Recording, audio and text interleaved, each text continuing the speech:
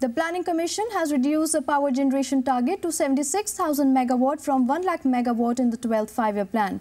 The working group fears that this could also slip to 45,000 megawatt if the issue of coal shortage is not resolved. This would be even less than 11 planned capacity addition of about 52,000 megawatt. The 76,000 megawatt target is in correspondence to 9% growth the country is targeting in the 12th plan. To talk on coal and other issues related to power capacity addition program, we have with us Mr. Arup Choudhury, CMD, NTPC. Mr. Choudhury, government anticipated almost 10% growth in the power sector, but the same growth could not occur in the associated sectors such as coal and railways. Coal production is lower than demand and required rail network is not in place. Don't you think the integrated planning approach which government had adopted has not been able to come on track yet, and that there has been a lack of coordination among different ministries? Power sector has grown. It's not the power sector is not grown. And what power sector has done in the entire 11th plan is a history. It's for you all to see. It has done almost 2.5 to 3% of all plans together. But unfortunately, the main fuel still remains coal. It remains domestic coal because imported coal, the costs have been really sort of going haywire, if I could say so.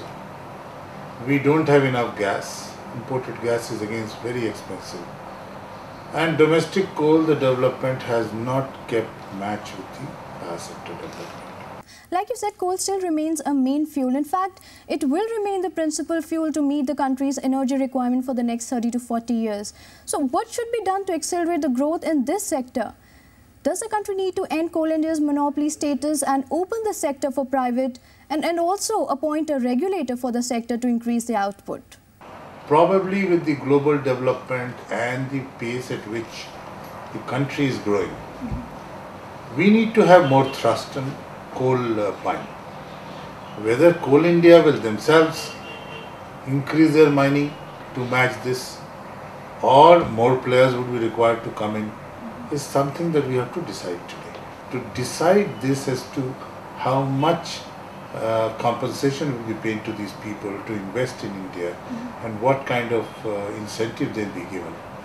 An independent body is required. And that's why we have been saying about a coal regulator. Because you must understand that Coal India today is in a monopolistic situation. The Coal Ministry, which is the administrative ministry of Coal India, cannot operate as an independent regulator. A regulator must decide that yes, you make an investment, what kind of returns do you get? Given the shortage of local supply, NTPC has planned to increase its coal import to 16 million tons this fiscal. That is, NTPC is going to meet about 15% of its needs through imported coal. Would you continue to meet the gap through imports, or are you also planning to acquire coal mines abroad? We are a coal energy producer. We are not a coal miner. So it doesn't make sense for me to buy a mine which is going to take 20 years to develop. I can't wait for 20 years. So I need a mine which is producing straight away. Now, whatever mines we zeroed down, you know how the price variation has taken place. So maybe on a hindsight, we feel we've been fortunate that we did not pick up any mine at a costlier price, because then a lot of questions would have been raised. But being a power producer, my interest is that I must get coal at the cheapest possible price. That's what I'm interested in. So if I get it by simply a tender, or if I get it by acquiring a mine, I am open both ways. Well, if we talk of the installed capacity, NTPC owns about a fifth of India's total capacity.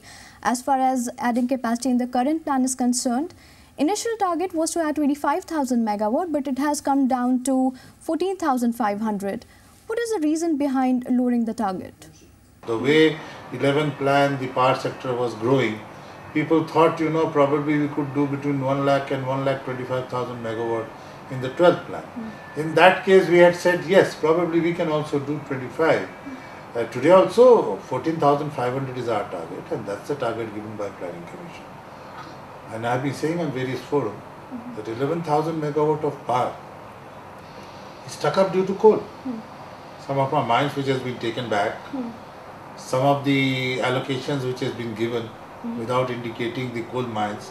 As a result, I can't go back to the Environment Ministry taking the clearance. Our target for 1,28,000 by 15th plan is on. We are on course of that.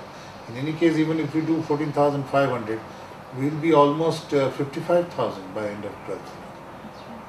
NTPC is also doing projects outside the country like Sri Lanka and Bangladesh. Work on Sri Lanka's project is likely to start by this year end, while an environmental impact study is going on for its Bangladesh project. Other than these two, is NTPC planning to set up plants in other countries? At the moment, see, Bangladesh and Sri Lanka is more of a friendship initiative between two countries. We being the largest power generator in the country, and also we being the government-owned central public sector. The government was depending on us to set up these two plants. We are setting up these two plants in Bangladesh and Sri Lanka. At the moment, there is so much capacity to be added in the country. There is no reason why I should go outside and install a plant. NTPC also entered in hydro sector, but it was a major setback for NTPC when 600 megawatt Choudhury Nagpala hydel project was scrapped. How has been the development on other projects such as Koldam and Tapovan Vishnugarh project? It's not a setback for NTPC, it's a setback for the nation. After you spend 2,000 crores and you call off a project when all the tunneling has been done, most of powerhouse work has been done, and we say the project is scrapped, it is actually a setback to the nation. NTPC has not had a setback. In any case, the government has given us an assurance that all the money that we have spent will be reimbursed. So as such, as a company, we have nothing to lose. But I feel bad. Yes, it is a good project. It's a run-of-the-river project. There is no disturbance. The amount of water which comes even after the generation remains the same. And therefore, I do not know why it was taken off. The other projects are on. Koldam is on, Tapovan Vishnugarh is on, and all these projects are on, and we are quite optimistic of doing all the hydro projects which we have taken up. But again, as you said in the beginning, hydro is a larger subject. Whether as a nation we will capture all the hydro potential that we have to take a call at the central and the state levels. And as NTPC, I can assure you that we will participate in wherever the country wants us to. The regulatory and governance failure at sub-transmission and distribution level has resulted in mammoth losses for the distribution companies. This has not only made these companies bankrupt, but also posing a threat to the upstream generating companies, because they have a fear of not getting the money for power to be sold to these distribution companies. What would you like to say? As far as NTPC is concerned, there is no fear. We have a payment security mechanism. We get paid. Up to now, there is no outstanding payment for us. But let me tell you, what you raised is a very relevant point. We have to stop saying that Sadak, Bijli and Pani is free. None of them is free today. Tomorrow, water is also not going to be free. Good drinking water costs us money. So we must actually prepare our people to pay for the services that they use. That's why, if that is agreed upon, look at the mobile phone. Even the poorest of the poor uses a mobile phone service and pays for the bill. So that's what we have to develop in our electricity sector. The consumer has to get used to pay. If the transmission and distribution losses are improved, the administering of the discounts are taken care of, and the state budget takes care of whatever they want to give as a matter of free electricity for agriculture or what have you, I think our problems are over. We have no problem. I mean, people realize that if you avail a facility, you have to pay for it. India suffered the biggest grid failure last month. This was due to overdrawal and overloading in the grid. Don't you think that working independence of NLDC and SLDC is must for bringing grid discipline? And what would you like to say about the recent government directive that chief secretaries may be jailed for overdrawal of power?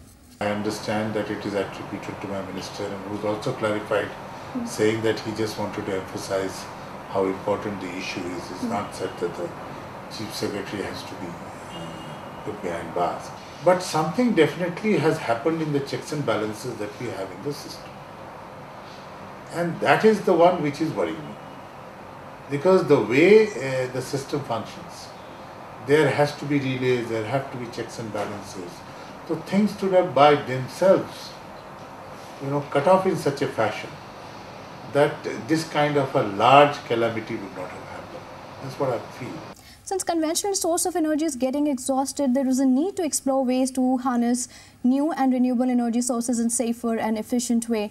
In fact, renewable energy has become a social compulsion for cleaner environment. Do you have any plans to venture into renewable sector in future? Well, as you see, if you see our corporate plan, which is on the website, 30% of all our energy production by 15th plan will be from renewable resources. And we are already working on solar, on wind. But we must understand two things.